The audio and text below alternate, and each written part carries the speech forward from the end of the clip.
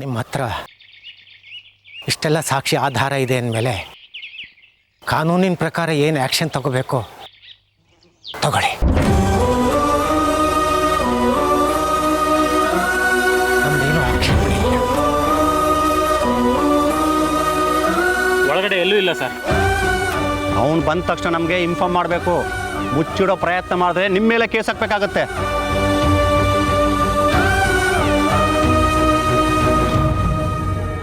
ಮಾಡ್ರ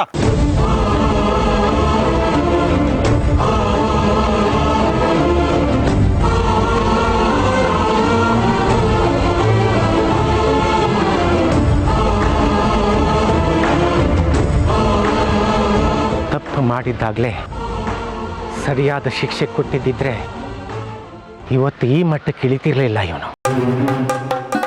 ಅವತ್ತು ಹಿರಣ್ಮಯಿ ಮೇಲೆ ಕೆಟ್ಟ ದೃಷ್ಟಿ ಬೇರಿದ್ದ ಅನ್ಸುತ್ತೆ.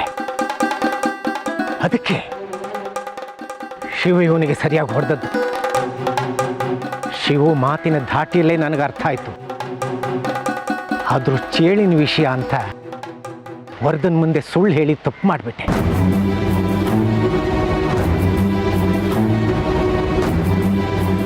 ನಾನು ದೈನ್ಯವಾಗಿ ನಿಲ್ಲದೆ ಇದ್ದಿದ್ರೆ ಹಿರಣ್ಮಯಿ ಸೂರ್ಯ ತನ್ನ ಮೇಲೆ ಕೆಟ್ಟ ದೃಷ್ಟಿ ಬೀರಿದ್ದನ್ನ ವರ್ಧನ್ ಮುಂದೆ ಹೇಳ್ತಿದ್ಲು. ವರ್ಧನ್ ನನ್ನ ಪ್ರಾಣ ಸ್ನೇಹಿತ.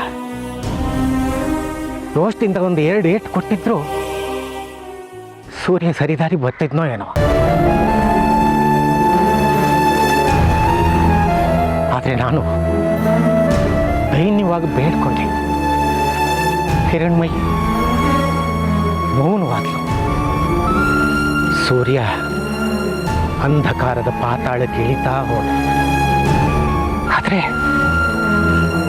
ಅವಳನ್ನ ಕೊಲ್ಲೋ ಮಟ್ಟಕ್ಕೆ ಹೋಗ್ತಾನೆ ಅಂತ ನಾನು ಖಂಡಿತ ತಿಳ್ಕೊಂಡಿರಲಿಲ್ಲ ಶ್ರೀಕಂಠು. ನಮ್ಮ ವಂಶದಲ್ಲಿ ಕೊಲೆಗಡಕರು ಹುಟ್ಟಿರಲಿಲ್ಲ. ಇವನು ಹೇಗೆ ಹುಟ್ಟಿದ ಶ್ರೀಕಂಠು ನಮ್ಮ ವಂಶದಲ್ಲಿ?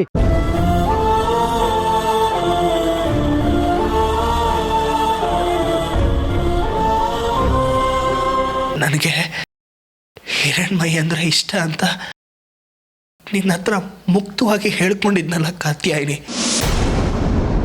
ಹಿರಣ್ಮಯಿಗೂ ನಾನು ಅಂದರೆ ಇಷ್ಟ.